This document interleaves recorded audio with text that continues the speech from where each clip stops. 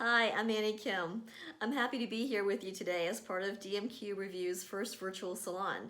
I'm going to read to you today from my new book, Eros Unbroken. And this is a book that's filled with poems about love, violence, music, and it has a lot of long poems. So I'm going to read to you the first several sections of one of those long poems called a hysteresis loop. And this term is something that comes from a term in science about magnetic resonance. But it's really a poem about what it's like to deal with childhood experiences and memories as an adult. A hysteresis loop. For any phenomenon, there is a shape, dashed lines, points in a plot. A loop, say a fountain pen's italic F. I want to tell you that it's beautiful. Sir James Alfred Ewing, studying earthquakes in Tokyo. It was the Meiji era, late 1880s, Brahms, hard at work on his third piano trio, discovered that magnetic force, when applied to pianoforte wire, both saturates and flees the wire at the same rate, creating a mirror image over time, chartable over time. There was a lag, however, between cause and effect. He named this hysteresis. Figure 11, pianoforte steel wire, normal temper. From the Greek verb hystereo, I am late, I fall short, I lag behind.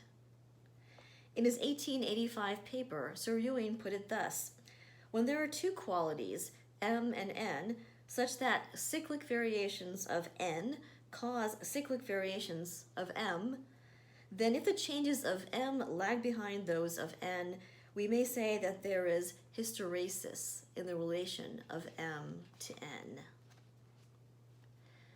Variations of a father on a daughter, and the daughter's changes to herself.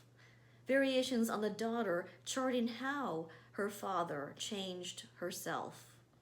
Variations of how a daughter struggles to erect a worthy image of herself, lags behind herself. It's not the truth you want, it's the process. Walking back tonight, 1 foot ahead of mine, crossing traffic, my husband says. Quick steps, involuntary motions. One moment, next, the way our lives stitch into place behind us, disappearing if we look. Red light. The car stops, bass trembling. You're right, I say, though it's not enough. Either soft or glass hard, cooled, annealed, taut or normal tempered, either steel or iron. Saturate the wire with magnetic force, then chart its drop. Tame is what he seems in this instant, chewing his beef in small, efficient bites, eyes looking down at his dinner plate, those long black lashes my mother fell in love with, fluttering thin. Old tiger prowling in a kinder, gentler cage. Watched, he knows I'm watching him. I want to tell you that it's beautiful. One upward curve tracing the rise in magnetic force, one plummeting at precisely the same intervals, forming a natural symmetry, a loop.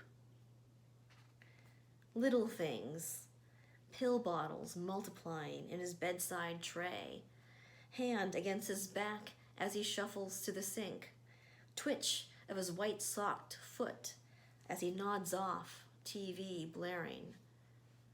I chat about the storm, driving home tonight, where to shop tomorrow, placemats on the table, trivet beneath the bubbling dish. Everyone is safe. So I am cruel in this instant, an exploding bottle of ink, because I can't help thinking, no forgive and forget, no love always wins. Figure 16, graded cyclical magnetizations of an annealed pianoforte steel wire.